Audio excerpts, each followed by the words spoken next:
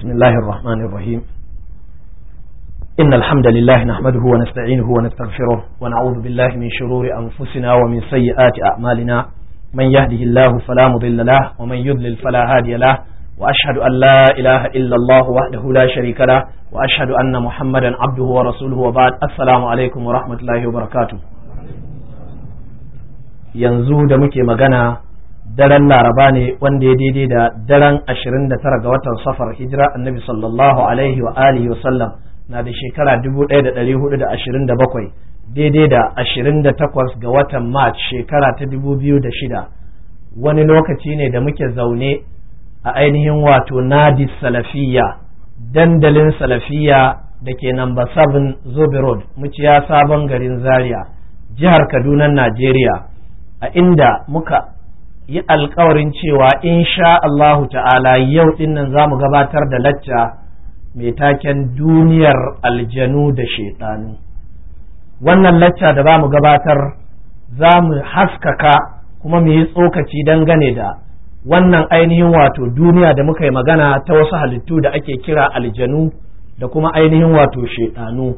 ba don komai ba domin ɗan adam yana da alaka game da ainihin aljani dan adam yana da alaka game da shaitani saboda mu'amaloli sukan faru ta hanyar ko an sani ko ba a sani ba to sakamakon zarbatsewa da wasu suka yi game da al'amarin aljani har ya kai wasu suna bautawa aljanu har ya kai wasu suna tsoron shaitanu kaga wannan sun zarbabe sun wuce wuri wasu kuma sun takaita suna ganin aljanin ma ƙarya ne babu aljanin ma cutarwar ma da aljanin yake ma bata suka ainihin gaza game da abin da musulunci yake neman su kai shi yasa dole ne a yi adalci a bayyana abin da ya tabbata daga ainihin Allah maɗaukakin sarki da kuma manzon Allah sallallahu alaihi wa alihi sallama a cikin sunnar shi mai inganci wannan lacca tana da tarihin wannan lacca yana farawa ne daga lokacin da al'amarin aljanu suka fara bayyana a ƙasar nan dangane da harkar ruqya mutum yana fama da rashin lafiya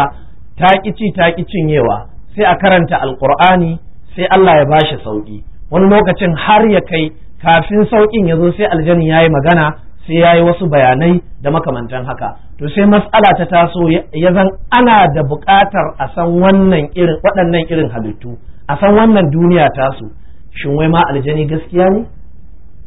ma'ana akwai aljani ana ganin aljanu suna haihuwa shin aljanu maza da mata ne shin akwai yara da manya akwai tsoffi da samari akwai kangararru da takadararru a cikin aljanu tambayoyi makamantan waɗannan su suke tasowa to tambayar da tafi damun mutane ita ce shin ana magana da aljani ana iya cire aljani daga jikin mara lafiya shin wani ɗan adam yana iya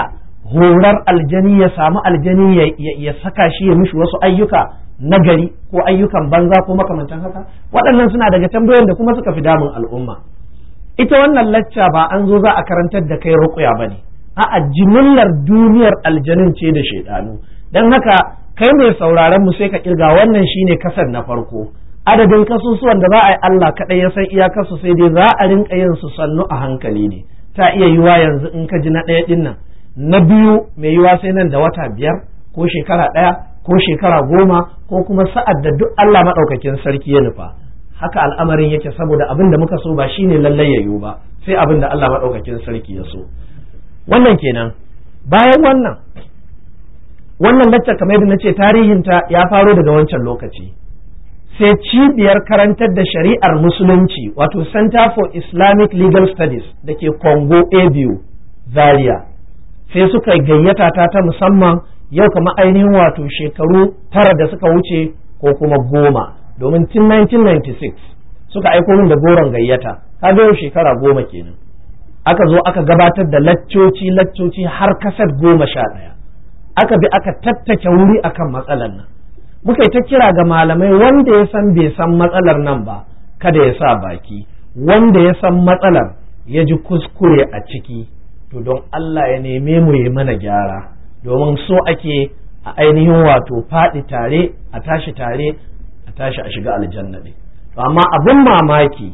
ƙungiyar da ta fi kusanci da mu ita ce ƙungiyar jama'atu izalatul bid'a wa iqamatus sunna sai ya zan ita ce ƙungiyar da ta fara tashi ta kukan kura ta ƙaryata wannan matsala in ma a jimillance ko a tafsilance. Ita kanta ƙungiyar ta yi bindiga ta fashe tun kafin wannan ainihin matsalar ruƙuyar ta taso, saboda haka su ma a hakan sai suka mai da matsalar ta zama matsala ta siyasa. Ina ma'anar haka shine ɓangaren ƙungiyar Izala shugabancin Malam Sama'ila Idris sai suka ce ƙarya ne wannan matsala gaba ɗayanta ma, suke kiran mai yin ruƙuya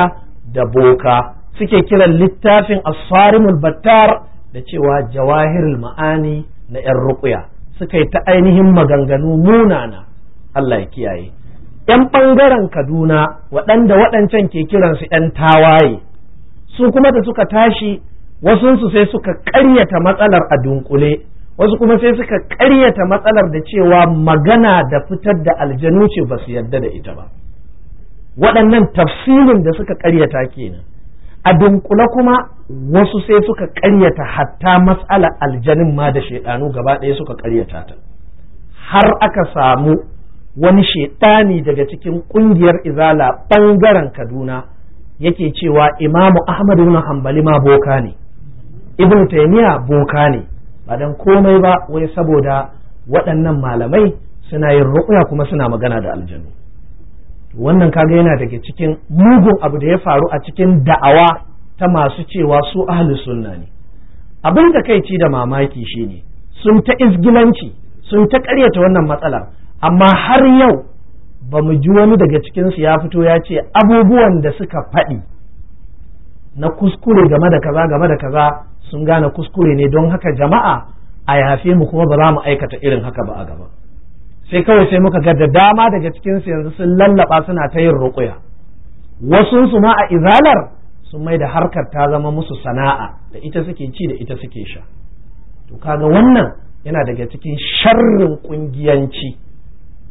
Sharrin ƙungiyanci shine in ka kalewa ƙungiyarka wanda duk ba ƙungiyar yake ba, kana ganin cewa ɓatacce ne, abin da ya kawo ɓata ne, sai ka zo kai wa kanka tufka da warwara. To irin wannan sharrin ya faru. Da yawancin ƴan uwana ƴan izala sukan ji zafin irin waɗannan maganganun. To kamar kullum abin da muke cewa shine su ƴan uwa ƴan izala waɗanda suke da aƙida ta izala ba lallai su zama ƴan ƙungiyar izala ko ba ƴan ƙungiyar izala ba. Sai su rinka lura suna bambance ɗan ƙungiyar izala daban da ɗan izala. A cikin ƙungiyar izala akwai ƴan ɗariƙu, akwai ƴan shi'a, akwai diddigar ƙayar ɗariƙa, akwai ƴan al'adu, babu irin tarkatarkar da babu. Amma ɗan izala na gaske wannan salihi ne, mutumin kirki ne, irin su Sheikhul Islam Malam Ibrahim Bawa mai shinkafa, irin su alƙalin shari'ar musulunci Abubakar Mahamudu Gumi, irin su ainihin wato Dr. Abubakar Imam, waɗannan duk ƴan izala ne mutanen kirki. Wasunsu suna ƙungiyar, wasu ma a jama'atu Nasrul Islam suke, kamar Malam Abubakar Gumi ba ɗan ƙungiyar izala bane har ya mutu. Dr. Abubakar Imam ba ɗan ƙungiyar izala bane, dukkan su ƴan jama'atu Nasrul Islam ne, amma waɗannan mutanen kirki ne ƴan izala. Me ma'ana ɗan izala? Ɗan izala shine mai son gaskiya, shine kawai ma'anar ɗan izala. Domin abin da ya kai mutane ga izala shine neman gaskiya, ba wai ƙungiyar suka hari shiga ba. Sun ji ne ga wasu sun tashi suna faɗar gaskiya sai suka tafi gurinsu, iyakarta kenan. To amma ƙungiyar sai zan akwai ire-iren waɗannan matsaloli waɗanda suka tasan mata, shine har abin ya kai ga son zuciya. Idan ba a ƙungiyar kake ba, duk yadda ka kai ga son sunna, sai a ce abin da ka faɗa ƙarya ne, ba a yarda da kai ba. To waɗannan son zuciya ne wanda Allah maɗaukakin sarki ya kiyaye. Don haka muna sauraron irin waɗannan malaman waɗanda suka ƙaryata, suka ce bokanci ne, suka zagi manyan malaman sunna, malaman fiqh irin su Imam Ahmad bin Hanbali, su dawo su kankare waɗannan maganganun nasu ba dan komai ba saboda kada tarihi ya fassara su a cewa su mu'tazilawa ne, saboda galibin abubuwan da suka yi musu abubuwa ne da ke da alaka da aƙidoji da ainihin maganganu irin na mu'tazilanci. Yanzu dai an waye gari kusan kakkaf duk inda ka samu musulmi za ka samu suna yin ruqya. To kaga shi yasa komai ya faru sai mu ce wa ɗalibai ku yi haƙuri lokacin da suke ta wannan wautar, abin da wasu ɗalibai suka so a taya su abu a rugurguza addini, amma da aka saka musu ido sai gashi yau da gobe ta ƙi wasa, shekaru 10 rak gashi sun gane cewa abubuwan da suka faɗi ƙarya ne, amma san zuciya ya hana su zo ainihin su gyara. a wannan lokaci har ƙungiyar izala da ke ainihin zaria ta haɗa lacca ta sa aka yi ta ƙaryata duk abubuwan da muka faɗi na alƙur'ani da hadisi, tare da cewa ƙur'ani da hadisi aka yi ta faɗi. Suka zo sai suka yi ta warwarewa da wayau da san zuciya da wayau da san zuciya, da ƙarshe suka ga jama'a ba sa taruwa, shikenan su ma suka kakkaɓe suka tashi da tabar makunya. Wallahi ba mu faɗi wannan dan mu ci mutuncin kowa ba, amma mun faɗi tsabar gaskiya ne. Idan kuma suna musu akan waɗannan maganganu sai su fito su ce shin ba su yi musun ba ne, ko kuma su ce yanzu daga cikinsu babu masu yin ruqya. To kaga sai a kiyayi gaba, domin matsalolin za su taso da yawa, kamar yadda zan yi ishara akan wasu matsalolin insha Allahu ta'ala a yau din nan, waɗanda su ma in ba a hankali ba sai a zo kafa ta zabe, sai bayan shekara 10 sai a zo kuma ana wutsu Allah ya kiyaye.